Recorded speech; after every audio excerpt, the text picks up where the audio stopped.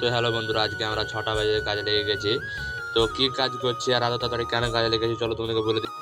रुको जरा सबर करो। 4 তালার পর চলে এলাম সিমেন্ট নিয়ে। দেখতে পাচ্ছ ভাই, এত সুন্দর চেন্নাইয়ের আবহাওয়া।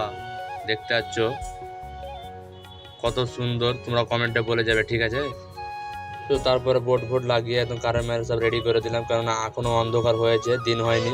আমরা কাজে লেগে গেছি কেননা একটু তাড়াতাড়ি এসে কাজ করার জন্য। তারপরে আমরা সিমেন্ট টেন্ট মাখিয়ে রেডি করে নিব, কেননা বেশি দেরি করে লাভ নেই আমাদের। তো আমার মামু এই ওয়ালটা করেছে 9টা বাজতে বাজতে, তো কম হয়েছে না বেশি তোমরা কমেন্টে বলে যাবে, ঠিক আছে? আমাদের আর একটা মিস্ত্রি ছিল, তো ওই মিস্ত্রি এতটা কাজ করেছে। দেখতে পাচ্ছ কত সুন্দর। তো 9টার পর আমরা এই কোপলাটা করবো, কোপলার কাজটা করবো এখন আমরা। এখানে দেখতে পাচ্ছ ড্যানিং যে চিপ খাবে, তো এটা আমাকে বসাতে বলছিল। তো তারপর আমি বেশি দেরি না করে মাটাম ফাটাম চেক করে আমি বসিয়ে দিয়েছি, দেখতে পাচ্ছ।